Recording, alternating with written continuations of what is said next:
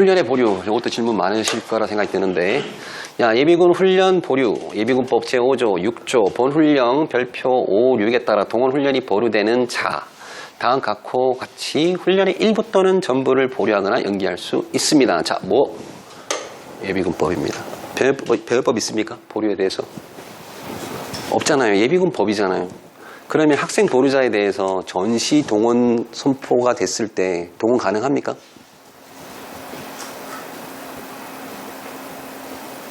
학생들, 대학생들 동원 가능합니까? 방침일부 동원 보류자잖아요. 변협법에 의한 동원, 총동원, 부분동원 됐을 때 동원 가능합니까? 가능합니다. 이건 예비군법에 의한 동원 보류지 변협법에 의한 동원 보류가 아니라니까요. 지금 육군본부에서 착각하는 게 그거라는 겁니다. 학생은 동원 보류자이기 때문에 전시 상황이 돼도 동원을 못하지 않냐라는 개소리하고 있거든요. 진짜 웬만하면 그 험한 말 안 쓰고 싶은데 지금 그거 검토하고 있다는 겁니다. 지금 전시 상황이 되면 대학생들을 동원 못한다. 말도 안 되는 소리를 하고 있다는 겁니다. 지역 예비군 동원이 안 되는 거죠. 예비군 부대가 학생 예비군을 동원하는 게 안 되는 거예요. 하지만 대통령이 총동원, 부분동원, 긴급동원을 할 때는 학생 예비군 동원이 가능합니다.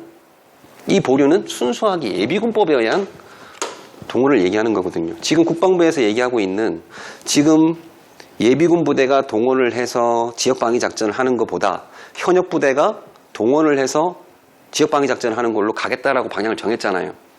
확정된 건 아니지만 그게 법의 개정이 없어도 가능한 겁니다. 근데 육군본부에서는 그 반발의 논리로 뭘 만들고 있냐면 학생 예비군들은 동원 보류자이기 때문에 너희들이 얘기하는 국방부나 병무청에서 얘기하는 동원 보류자이기 때문에 동원이 대상이 아니기 때문에 이걸 다 바꿔야 된다. 이거 문제가 있다. 라고 얘기하는 게 말도 안 되는 소리를 하는 거죠. 1 더하기 1은 2인데 1 더하기 1은 10이다. 라고 얘기하는 것 같은 거예요. 자기 논리인 거죠. 자기 논리. 물론 컴퓨터에서는 1 더하기 1은 10이 맞아요. 이진수로 따지면. 다 10진수를 얘기하고 있는데 혼자만 이진수 얘기하고 있다는 겁니다. 그래서 이 동원 보류와 관련해서는 지역방위작전에 대한 동원이기 때문에 병역법을 전혀 고려하지 않습니다. 예비군법입니다. 이거 다 알고 있는 것 같죠? 진짜 합격하고 실무 가시면은 똑같은 얘기를 하세요. 지난주까지 계속 질문 받은 게 이거였습니다. 동원 보류인데 병역법에 대한 동원 보류가 동원이 불가능하지 않냐? 아무 상관없다. 아무 상관없다. 그렇게 얘기를 했는데도 불구하고 대답이 안 되더라고요. 어쨌든 예비군법에 대한 보류입니다. 자, 보류제도는 동원 보류와 훈련 보류는 그 대상과 기준을 달리 적용할 수 있습니다. 실제로 동원 보류가 되지만 훈련이 보류 안 될 수도 있고요. 동원이 보류가 안 되지만 훈련은 보류될 수도 있다는 겁니다. 자, 동원이 보류된 자는 보류 사유가 해소되는 즉시 동원 대상자로 관리합니다. 자, 훈련이 보류된 자의 보류된 훈련은 이수한 것으로 행정 처리한다. 그런데 훈련의 일부를 보류하는 경우에는 이수 처리한 것으로 하는 게 아니고 해당 연도에 이수해야 할 훈련을 별도로 정할 수 있습니다. 자, 문구 하나하나 잘 보셔야 됩니다. 나목. 보류기간은 보류 사유가 발생한 때부터 보류 사유가 해소된 때까지로 합니다. 보류 사유는 보류자 신분이 되었을 때 다만 질병, 심신장애, 기초생활수급자, 차상위 계층이면서 한부모 가정인 가장인 경우에는 보류원서를 제출한 때부터 다친 거랑 경제적으로 어려운 부분들 그거는 보류자 신분이 되었을 때 발생한 것으로 봅니다. 예비군 지휘관이 직권으로 보류 조치하는 경우 보류 조치한 날 관련 서류를 제출한 것으로 봅니다. 직권 보류이기 때문에 보류원서는 안 받습니다. 하지만 근거 자료인 관련 서류는 있어야 됩니다. 자, 보류 사유는 없어진 때 보류는 해소가 됩니다. 보류제도는 예비군법에 변법 아닙니다. 예비군법에 의한 동원, 재난동원, 지역, 동원 예비군 훈련 소집에 한해서만 적용합니다. 보류를 받고자 하는 사람은 보류 신고를 해야 하고 보류가 해소된 때에는 그 신고를 해야 할 의무가 있습니다. 예비군 부대의 지휘관은 보류자의 보류 해소 신고 의무를 홍보하고 보류 해소 사실을 미신고로 인한 동원, 훈련의 누락을 방지해야 합니다. 자, 요거 다시 한 번 더 기억을 해 두십시오. 동원의 보류와 훈련의 보류는 그 대상과 기준을 달리 적용할 수 있습니다. 분명합니다. 자, 여기까지 기억해 두시고 다음 장 넘어가겠습니다. 자, 보류 방침. 보류 대상 직종과 자격, 기준은 법령에 의합니다. 예비군법을 얘기하는 거고요. 방침 보류 대상은 필요기간의 소요 제기에 따라 국방부 장관이 정합니다. 예비군법 시행규칙 17조 제4항에 보면 나와 있는 내용이죠. 제가 17조라고 얘기했지만 다 맞는 걸로 착각하겠지만 아닐 수도 있습니다. 그거 따지지 마십시오. 어쨌든 거기에 국방부 장관은 시행령, 국방부령으로 정하는 부분까지 다 포함을 해서 그거 되는 사람 외에 국가기관 등에 하는 사람들에 대해서 추가로 동원이 훈련을 보류할 수 있다는 그 내용을 여기다가 쏘는 겁니다. 예비군 동원, 훈련의 보류 대상자는 소정의 절차에 따라서 소속 예비군 지휘관이 판단 결정하여 보류 조치합니다. 예비군법엔 수행군 부대장이 하도록 되어 있지만 훈령에서는 예비군 지휘관이 하도록 되어 있습니다. 보류 기간은 보류자 신분이 되었을 때입니다. 유선 등 기타 방법으로 신고를 접수한 경우 이를 포함할 수 있고요. 다만 다음의 경우는 지휘관이 직권으로 보류 조치를 하고 본인 또는 훈련 소집 통지서 대리 수령 가능한 사람에게 통보하며 관련 증빙 자료를 유지합니다. 41세 이상인 예비역 장전 부사관인 및 부사관, 국외 출국자로 통보받은 사람, 구속 수감된 사실이 확인된 사람, 기타 그 사유가 명백하여 별도의 보류 신고가 없어도 예비군 지휘관이 관련 정비를 유지할 수 있다고 판단하여 승인한 경우. 자, 다시 한번 보겠습니다. 보류 기간은 보류자 신분이 되었을 때입니다. 맞습니까? 자, 국외에 출국한 사람이 25년 4월 1일 날 출국을 했습니다. 오늘은 25년 10월 19일입니다. 보류자입니까? 다시 여쭤보겠습니다. 동원 보류자입니까? 훈련 보류자입니까?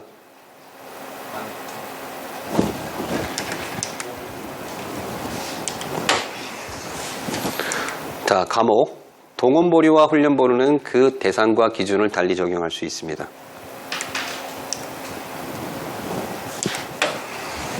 보류 기간은 보류자 신분이 되었을 때입니다. 국외 출국한 사람이 4월 1일 날 출국했습니다. 보류자입니까? 아직까지 귀국 안 했습니다. 보류자입니까? 동원 보류자지만 교육훈련 보류자는 아닙니다. 시험 문제에 뭐라고 나왔는지 제가 한번 설명드렸죠. 오리엔테이션 때. 다음 중 보류 대상자로 오른 것은 출국은 했는데 365일이 안 된 사람 틀린 걸로 나왔다고 말씀드렸잖아요. 하지만 실질적으로 어떻습니까? 동원 보류자입니다. 동원 보류자입니다. 이 사람한테 할영 안 합니다. 국통체상에 동원 보류자 항목이 없어요.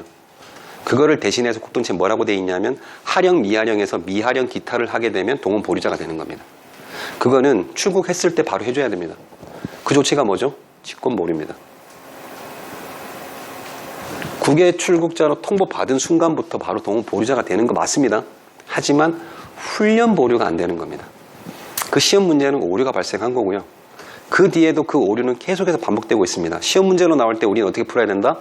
보류자에 대해서 나올 때는 365일을 따져서 푸십시오. 따져서 푸십시오. 하지만 실무를 해야 되는 합격자들의 경우에는 국외 출국자는 보류자가 맞습니다. 어떤 보류자? 동원 보류자. 훈련 보류가 아닌 것 뿐입니다. 훈련 보류가 아닌 것 뿐입니다. 자, 71회 때 나왔던 문제입니다. 야, 예비군의 보류 신고 접수 없이 예비군 지번가 뭐 이렇게 몇 개인가라고 되어 있는 그 보류, 직권 보류에 대한 내용입니다. 그냥 훈련 보류에 대한 내용이 없었습니다. 그냥 직권 보류할 수 있는 것은 몇 개인가라고 이렇게 나왔었고요. 그때 당시에는 22년 9월 1일이었고 보류자 확인 중에 있습니다. 국외 출국으로 통보받은 사람인데 22년 1월 1일 날 출국을 했다는 겁니다. 보류자입니까? 직권 보류자입니까? 맞습니다. 동원 보류자니까 직권 조치 해줘야죠. 그런데 틀리게 나왔습니다. 365일 안 됐다고. 왜? 여기에 교육훈련이란 말을 안 써놓고 교육훈련 훈령이니까 이게 보류는 교육훈련 훈령이다. 교육훈련 보류지 그걸 왜 물어보냐 라는 식으로 했다는 겁니다. 이의제기를 잘못하셨어요. 멘토님이 틀리셨던 문제거든요. 강의를 똑바로 안 들었다는 얘기. 아니 동원 보류는 될 수 있지 않아요? 라고 질문했어야 되는데 원문에 통보받은 사람이니까 맞지 않냐고 이렇게 물어봤다는 겁니다. 아닙니다. 명확하게 국외 출국자로 통보받은 사람은 동원 보류자는 맞지만 문제는 그렇게 안 나오고 있다는 겁니다. 그냥 보류자라고만 나오고 있다는 겁니다. 그래서 반드시 365일을 고려해서 이게 충족됐을 때 보류자라고 문제를 푸셔야 됩니다. 그렇게 71회 때 문제가 돼서 이의신청도 받고 막 했지만 그 73회인가 74회인가 그때도 또 이런 문제가 유사하게 나왔다는 거죠. 그래서 어쩔 수 없이 우리는 교육훈련 훈령에 대해서는 보류자, 국외 출국자 그러면 교육훈련만 보류를 생각하는구나라고 생각하고 푸십시오. 만약에 시험 문제에 동원 보류, 직권 보류 가능한 사람 이렇게 나오면은 그때는 맞는 게 되는 겁니다. 근데 그렇게 출제할 가능성은 없다.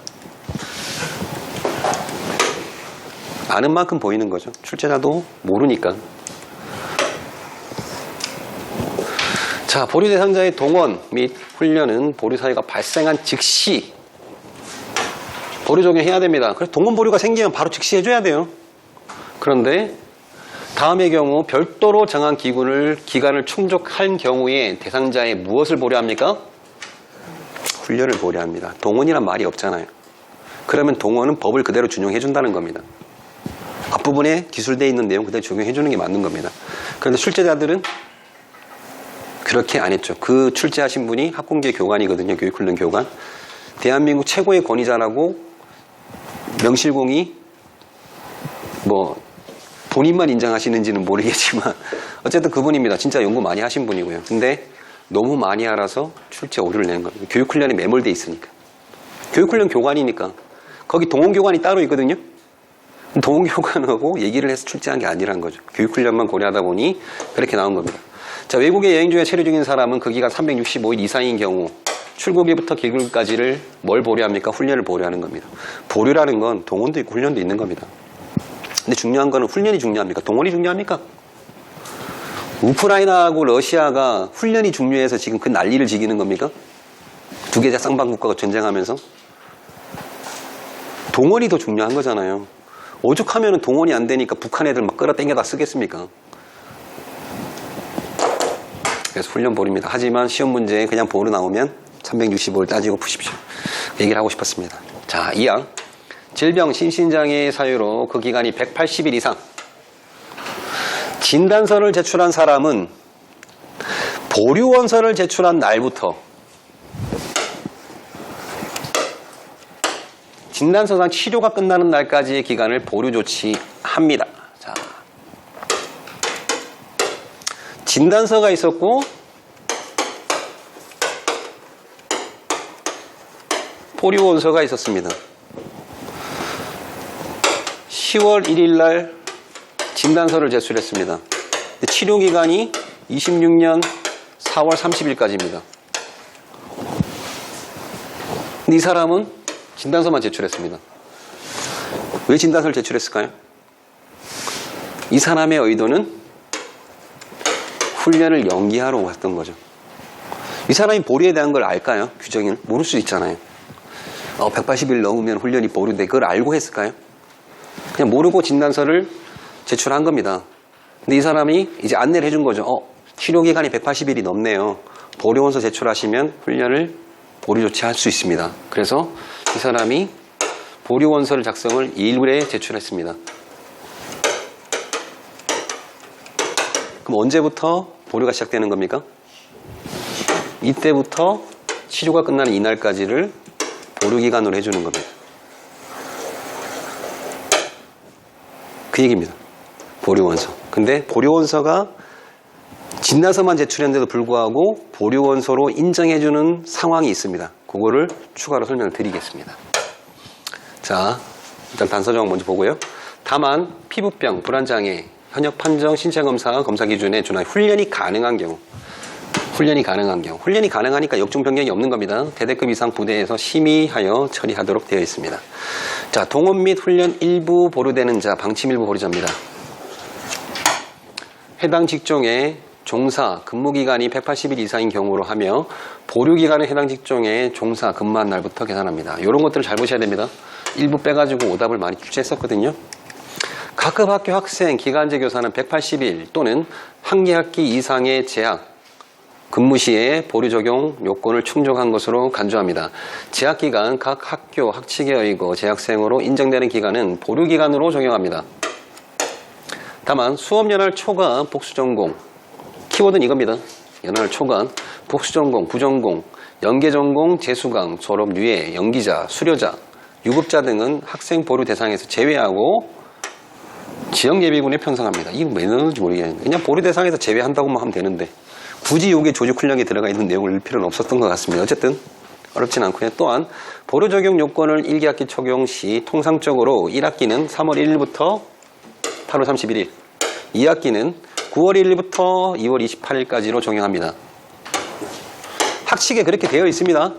그런데 이 친구들이 2학기에 복학을 9월 1일 날 복학을 한다고 해서 복학 신청을 8월 1일 날 복학 신청을 했습니다. 학생입니까? 학생입니까?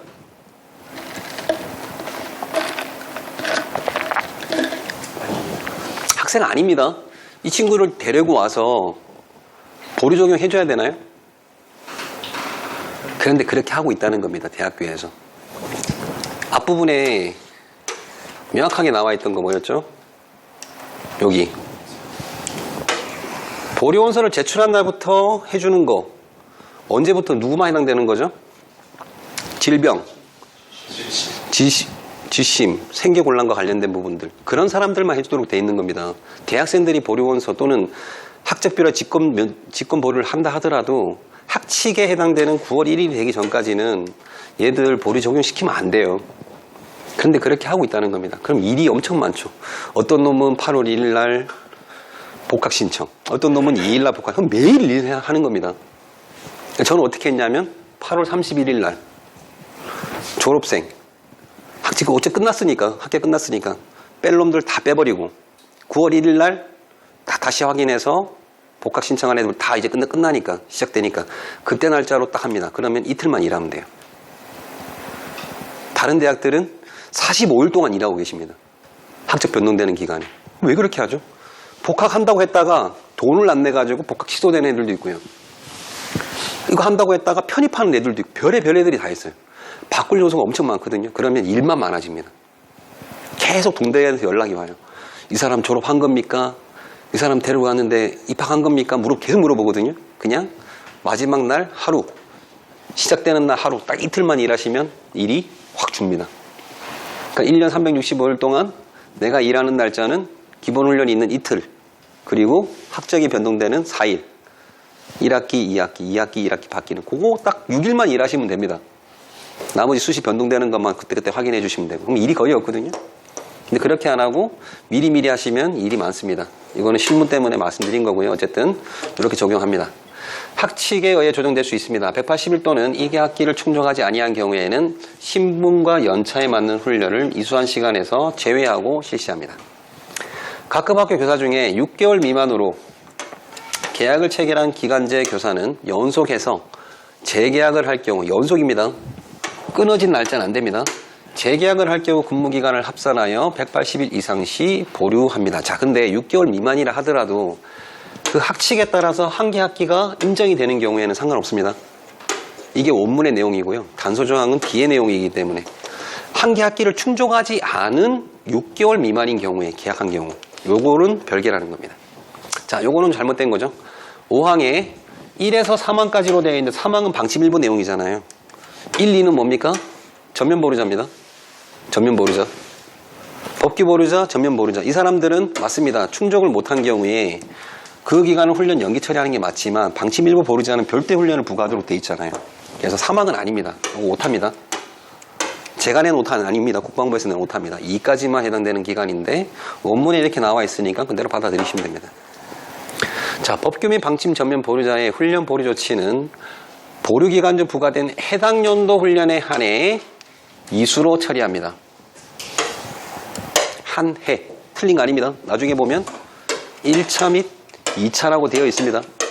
근데 이 3차까지도 될 수 있냐? 그건 아닙니다. 어쨌든 원문이 이렇게 되어 있으니까 3차는 제외인데 그런 말이 없네?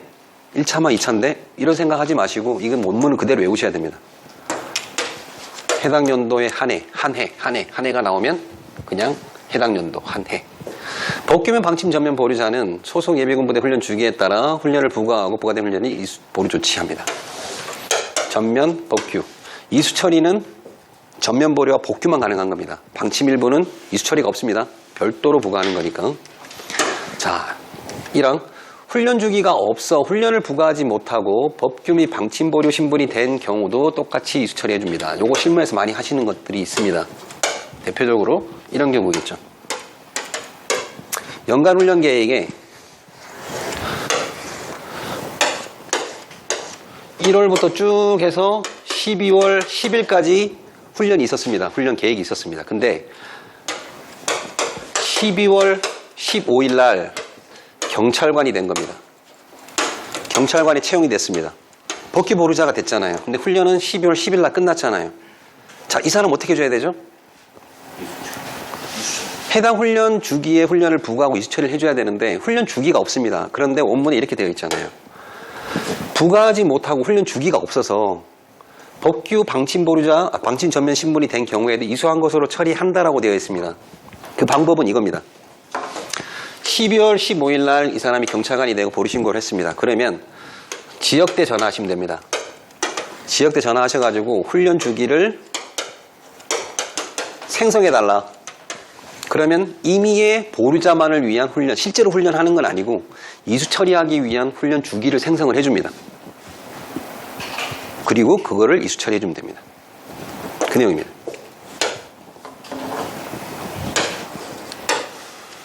자, 경찰관, 소방관, 법규 보루자, 방침 전면 보루자 다 괜찮습니다. 그런데 곤란한 게 하나 있죠. 365일 국외 출국자. 그거 어떻게 해줄 거죠? 보겠습니다. 자, 국외 출국을 했는데 이 사람이 25년 2월 1일 날 출국을 했습니다. 훈련은 부과됐겠죠? 뭐 4월 달에 부과된 걸로 하겠습니다. 부과됐겠죠? 근데 25년이 끝나고 26년이 됐습니다. 자, 이거 2월 시켜야 됩니까? 안 시켜야 됩니까?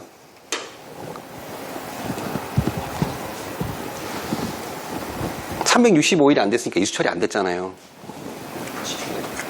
2월 시켜야 되지 않나요?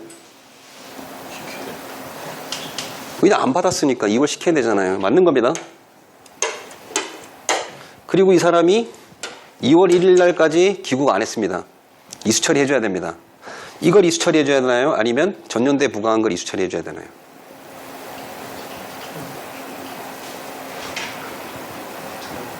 자, 두 가지 방법이 있습니다. 첫 번째 방법은 예비군 지휘관이 요기인 안에 비군 안에 명확하게 써주고 국외 출국자 360일 2월 된 훈련이지만 이걸 이수 처리해주는 방법. 첫 번째.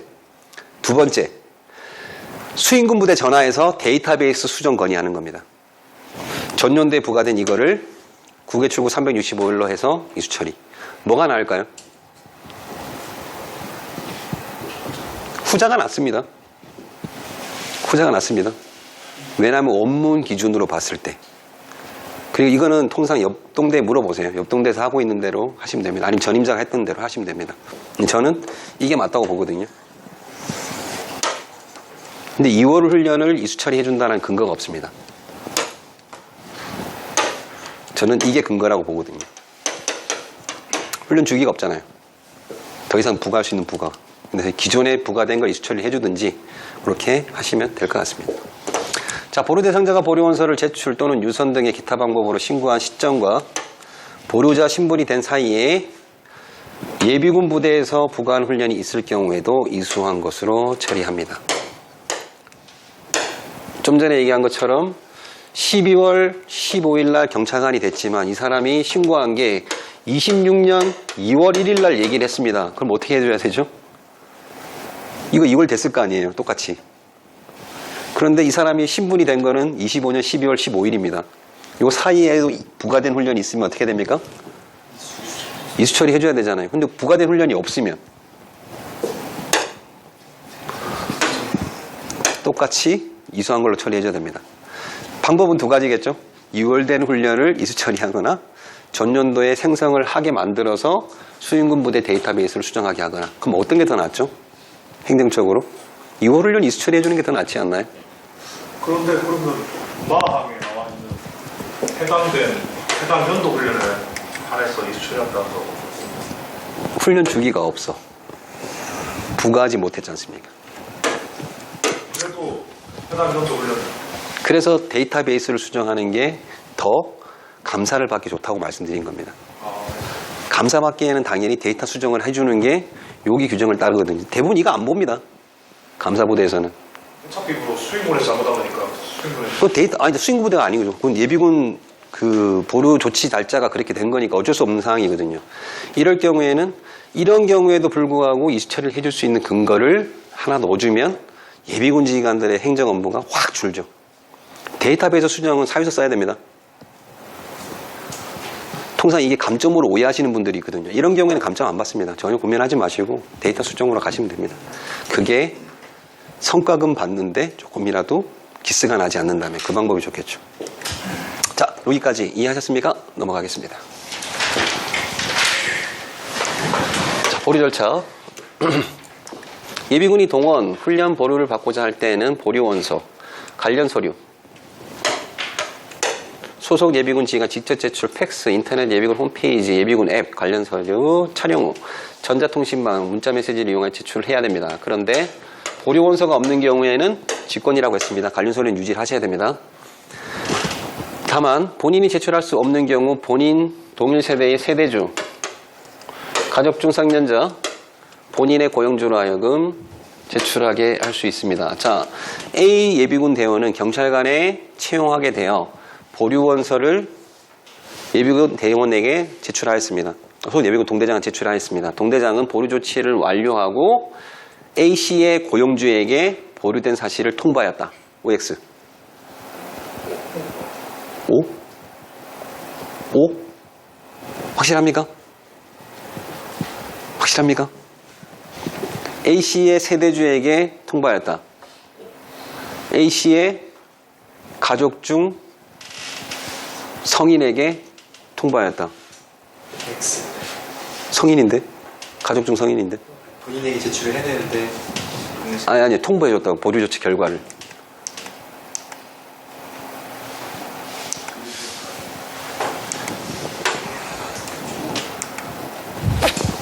보류 조치 결과는 본인 또는 훈련 소집 통지서 대리 수정 가능한 사람.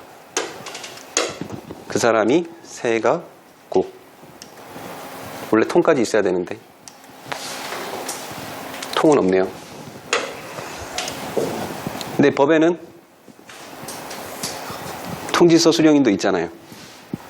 그럼 법을 기준으로 하셔야 됩니까? 아니면 요구의 기준으로 하셔야 됩니까? 명시가 안 돼 있으니까 당연히 법을 기준으로 하는 겁니다. 없을 때는. 하지만 그런 상황의 출제는 출제하지 않겠죠. 참고하십시오. 실제로 신문 볼 때는 다 가능한 겁니다. 본인하고 통화가 안 될 수도 있거든요. 통보가 안 될 수도 있거든요. 그럴 때는 통지서 대리 수령인인 그런 사람들한테도 통보해도 상관없습니다. 자, 소속기관 학교의 장이 발행한 재직, 재학증명서 제출은 직장예비군 부대가 편성되어 있지 않은 직장 및 학교에 재직, 재학하고 있는 예비군의 하나입니다. 이게 지역 동대장님들을 많이 괴롭히고 있습니다. 고발자의 보류 해소 신고의 고발자의 대부분은 학생 보류자입니다. 직장 예비 편성 안 돼 있다 보니까 동대장들이 그걸 모르는 거예요. 그러니까 예비군들이 모르는 거지. 내가 보수 해소 신고를 해야 되는 거를. 그냥 보류원서만 제출하면 되는지 알거든요. 졸업하고 나면 뭐 빨리 취업하기 바쁘잖아요. 이거 신경 쓰겠어요? 안 쓰지. 그래서 고발자가 되게 많습니다. 각급 학교 학생 중에 학적 조회를 통해 수업연을 초과한 경우 보류 대상자에서 제외하며 지역 예비군에 편성합니다. 자, 근데 위에 나오는 내용하고 좀 다르죠. 재학증명서 제출은 안 돼 있는 직장이 하나인데 이거는 뭡니까? 편성이 된 직장만 가능합니다. 편성된 대학 직장만 가능한 겁니다. 애초부터 지역 예비군에 편성되어 있는 부분이 이의 밑에 들어갈 수가 없는 내용입니다. 하지만 내용은 그대로 받아들이십시오. 시험 문제는 이 조항 그대로 나오니까. 이거 바꿔달라고 그렇게 얘기했는데 안 바꿔주네요. 국외 출기국자는 병무청에서 존속된 출기국자 명부를 참고하여 처리를 합니다. 자료가 미비한 경우 조회하여 처리합니다. 다만 복수국적을 소지한 예비군이 외국의 여건을 사용하여 출기국한 경우 출기국 사항이 조회되지 않을 수 있습니다. 실제로 이런 사례가 좀 있습니다. 그때는 지방면부청에 해당 예비군의 출기국 사항을 확인한 후 보류 조치를 합니다. 그러니까 고발이 되고 나서 이 연락이 많이 옵니다. 고발이 되고 나서. 대학 직장 예비군 부대가 편성되어 있는 학생 예비군의 각급 학교 학생의 보류 조치는 학적 보유 자료에 이거 직권 처리합니다. 아까 위에 있는 게 일로 붙었어야 되는데. 다만 관련 자료 확보가 가능하도록 학적 취급 부서와 협조하고 학적 취급 부서와 협조 등이 통해서 확보할 수 없는 경우에는 개별 확인, 이를 통해서도 확인할 수 없는 경우에 별도로 신고하게 할 수도 있습니다. 근데 이런 경우는 거의 없습니다. 보류원서를 접수한 예비군 지휘관은 보류 조치 승인 여부를 결정하여 예비군에게 통보하고 국동체에 입력 조치합니다. 예비군 지휘관이 직권으로 보류 조치하는 경우 보류원서 작성 없이 관련 서류, 직권은 보류원서 없습니다. 관련 서류는 있어야 됩니다. 근거로 국동체상에 입력합니다. 이 경우 본인 또는 훈련소지 통지서 대리 수령 가능한 사람에게 보류 사실을 통보하고 증빙서를 조출합니다. 예전에 여기 본인만 있었는데 앞에 하고 통일시켜서 대리 수령 가능한 사람도 나왔습니다. 이거는 세가 고통이죠. 보류 신고를 대신할 수 있는 사람과 다른 겁니다. 결과 통보 받는 거는 통지서 수령이 빠져 있잖아요. 여기 통지서 수령까지 포함됩니다. 자, 보류 대상자가 보류 적용 기준, 기간, 충족 시에 소속 예비군 부대 훈련 주기에 훈련에 대해서 국동체 훈련 일자, 시간을 정리하고 보류 조치합니다. 기간 미달 시에는 연기자로 처리합니다. 국외 출국자는 출국자 명부를 근거로 연기 처리를 하고 365일 체류 시에 보류 조치를 합니다. 그러니까 최초에 부과된 훈련을 이수 처리해 주는 게 이 근거에 따라서 감사할 때도 그렇게 본다는 겁니다. 하지만 제가 봤을 때 2월 시켜놓고 근거만 명확하게 명시한다 그러면은 이수 처리해도 된다고 보거든요. 그러면 행정소요 확 줄잖아요. 예비군 지휘관이 매번 확인서 작성할 필요도 없고.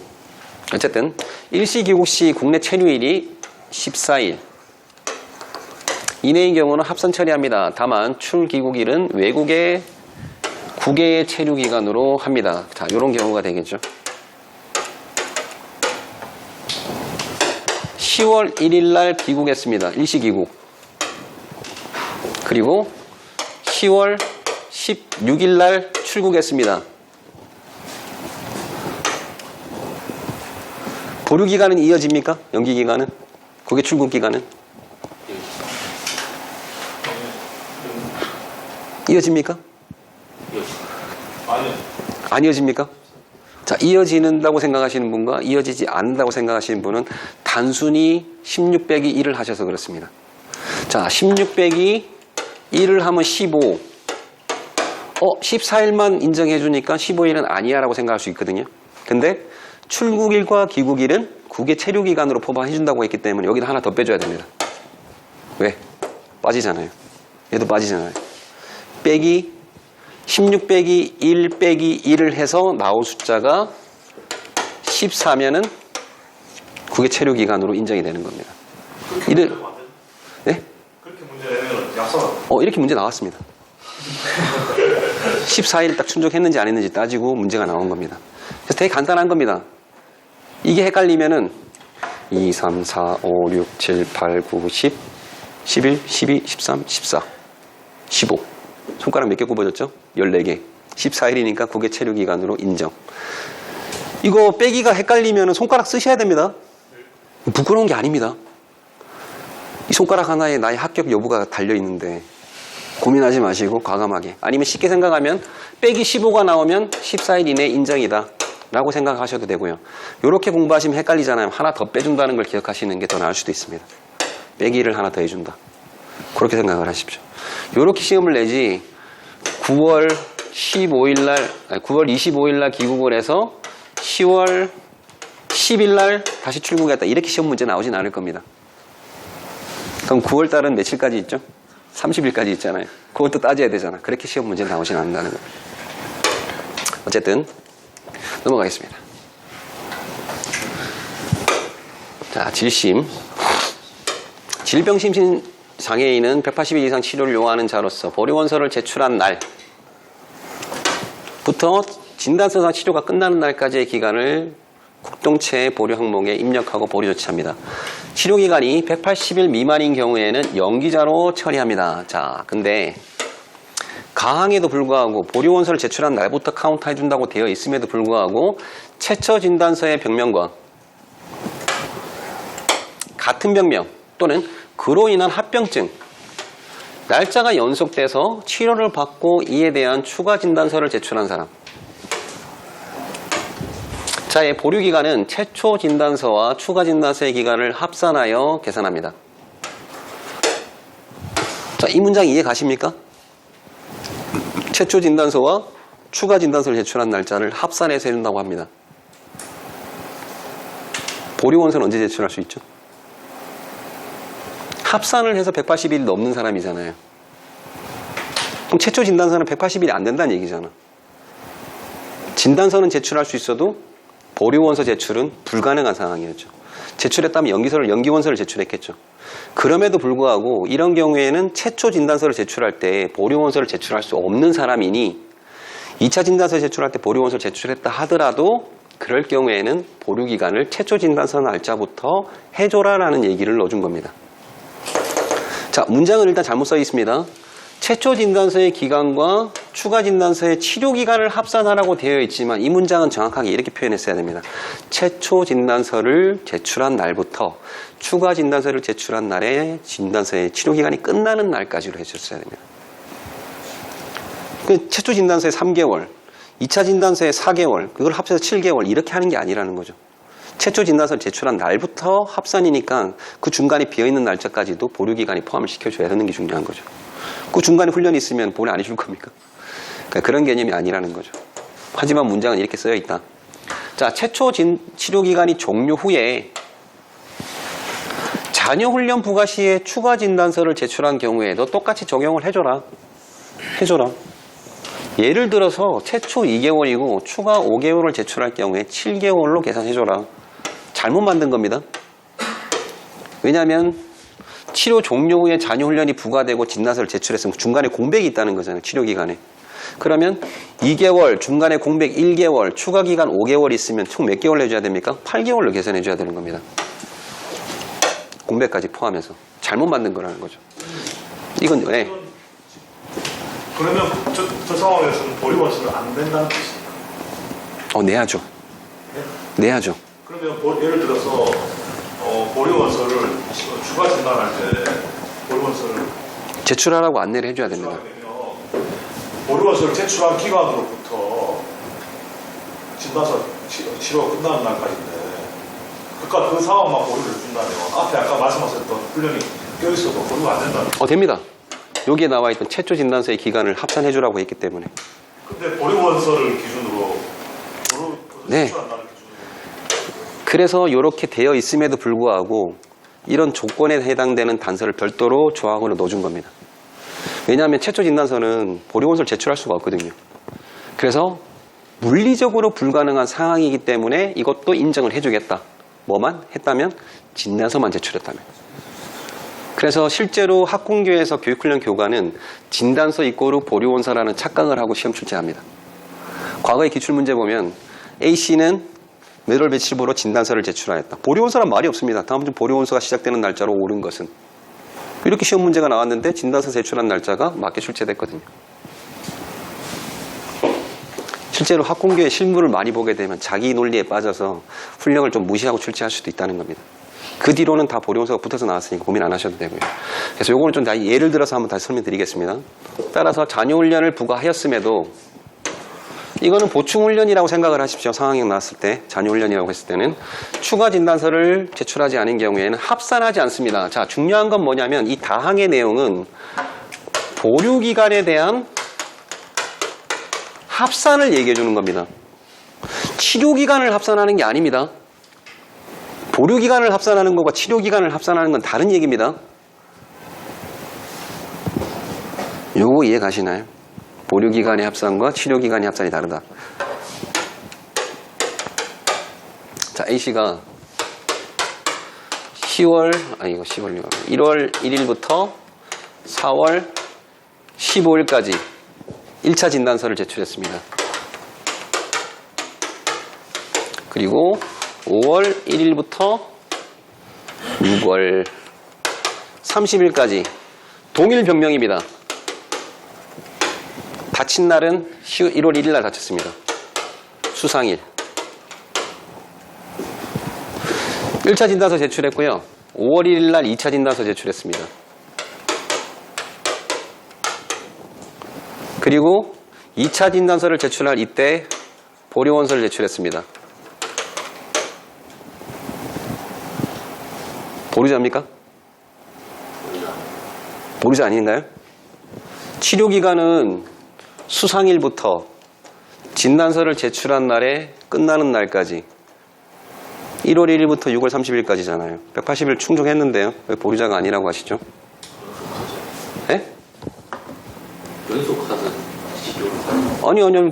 저는 그런 얘기 안 했어요, 지금. 연속했는지 안 했는지 따지는 게 아니고 다친 날짜는 1월 2일이고 진단서를 1차 진단서를 1월 1일 날 4월 15일까지의 치료기간을 제출했고요. 5월 1일 날 보류원서와 2차 진단서를 제출했는데 2차 진단서에는 6월 30일까지로 돼 있다는 겁니다. 요 사항만 봤을 때 보류자로 인정이 되는지를 물어본 겁니다. 네?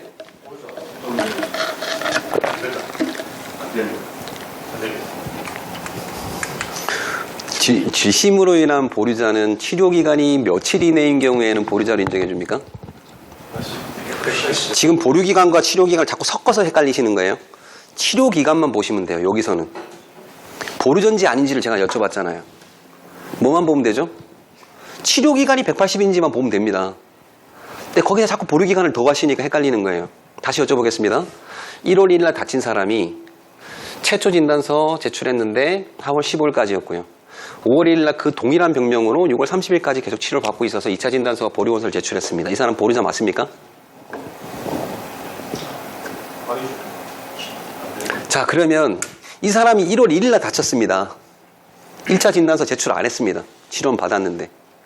그런데 5월 1일 날 2차 진단서를 어쨌든 발급받았습니다. 보류원서와 진짜 진단서 제출했습니다. 보류자입니까? 다친 날 1일 때 치료 받고 있는 중에 보류원서를 5월 1일 날 제출했습니다. 보류자입니까? 큰일 났네. 다시 얘기하겠습니다. 1월 1일 날 다쳐서 6월 30일까지 치료받고 있는데 5월 1일 날 진단서하고 보류원서를 제출했습니다. 보류자입니까? 아닌가요? 보류원서를 제출한 날로 제출한 날. 아니, 이제 보류자인지를 물어봤지 언제부터 보류기간 안 물어봤잖아요. 자꾸 보류기간을 첨부시키죠. 5월 1일 날 진단서하고 보류원서 제출했습니다. 보류자입니까? 라고 물어봤잖아요. 5월 1일 날 기준으로. 좋습니다. 5월 1일 기준으로 보류자입니까? 1월 1일부터 다쳐서 6월 30일까지 치료를 하고 있는데 보류원서 제출해도 보류자가 아니라고요? 보류자 맞습니다. 진단서 사항에 네. 다시 왜 헷갈려 하시지? 자, 질심은 180일 이상의 치료를 요하는 자로서 보류원서를 제출한 날부터 보류 진단서상에 치료가 끝나는 날까지는 국동차의 보류 항목을 이용 보류 조치합니다.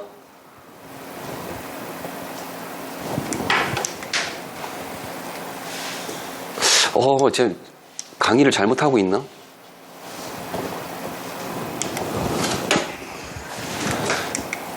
질병심신장애의 사유로 그 치료기간이 180일 이상인 진단서를 제출한 사람은 보류원서를 제출한 날부터 진단서가 끝나는 날까지 보류 조치합니다. 반응이 뭔가 좀 심각한데? 1월 1일 날 다쳐서 치료를 쭉 받고 있다가 보류가 가능하네? 5월 1일 날 진단서랑 보류원서를 제출했습니다. 6월 30일까지 치료기간입니다. 보류자입니까? 자, 1월 1일 날 1차 진단서를 제출을 했습니다. 4월 15일까지였기 때문에 일단 보류원서 제출 안 하고 진단서만 제출했습니다. 훈련 연기하려고 했고 중간에 괜찮은 줄 알았더니 동일한 병명으로 계속 치료가 필요하다고 6월 30일까지 치료가 필요하다는 거를 5월 1일 날 진단서를 받아서 보류원서를 제출했습니다. 가능합니까? 보류자입니까? 본인이 저 진단서상 치료기간의 합산이 치료기간의 합산이 아니라고 내가 몇 번을 얘기했잖아요. 보류기간의 합산이라고 그렇게 얘기했는데 왜 치료기간의 합산이라고 얘기하시죠? 원문 어디에도 치료기간의 합산이란 말이 없습니다. 보류기간을 합산한다고 되어 있지 치료기간의 합산이라고 안 되어 있어요. 지금 계속 보류와 치료기간이 헷갈리고 있다고 말씀드렸잖아요. 자, 이 상황 한번 보겠습니다. 나중에 다시 강의해야 될 것 같은데 1월 1일 날 다쳤습니다. 동일한 병명입니다. 이 사람 6월 30일까지 180일 동안 치료받은 사람 맞나요? 치료기간이 며칠이죠? 최소? 다시 여쭤볼게요. 치료기간이 180일 넘었나요? 안 넘었나요? 안 넘었다고요? 안 넘었다고요? 다친 날이 1월 1일이고 진단서 2차 진단 제출할 때 6월 30일까지 계속 그 병명으로 치료가 필요한 사람인데 중간에 내가 병원을 안 간 거지만 치료 기간이 180일이 안 되나요? 보류 기간 생각하지 마시라니까요. 치료 기간만 생각하자고요. 안 됩니까? 됩니다. 자, 이렇게 생각해요. 그 진단서 상에 치료 기간이 명시가 되어 있지 않습니까? 1차하고 2차하고 전부 다. 그러면 그 명시가 되어 있는 치료 기간을 하지. 그 사이에 예를 들면 지금 자, 그러면 반대로 얘기해 보겠습니다. 원문에 반대가 아니고 치료 기간은 진단서에 명기된 기간으로 하되 진단서의 해석은 별도의 시작 기점을 미명시한 경우에는 진단일을 기준으로 하도록 되어 있고 시작 기점은 언제? 발행, 입원, 수술, 수상사고일 명시되어 있는 경우에는 명시된 날짜부터 계산합니다. 자, 합병증의 경우에 이게 합병증이고 동일병명이라고 써줬다는 2차 진단서를 제출했다는 얘기는 뭡니까? 1차에 다친 이유가 여기에 다 명시가 된다는 뜻입니다. 그러지 않으면 동일병명이 될 수가 없잖아요. 그러면 다친 날짜는 언제부터입니까? 1월 1일 수상일이잖아요. 이거 제출 안 했다 하더라도 내가 1월 1일 다쳤습니다. 5월 1일까지 병원을 안 갔어. 괜찮은 줄 알고. 그랬더니 5월 1일날 딱 갔더니 당신 1월 1일날 다친 것 때문에 지금 이렇게 아픈 거야. 6월 30일까지 치료해야 돼. 수술해야 돼.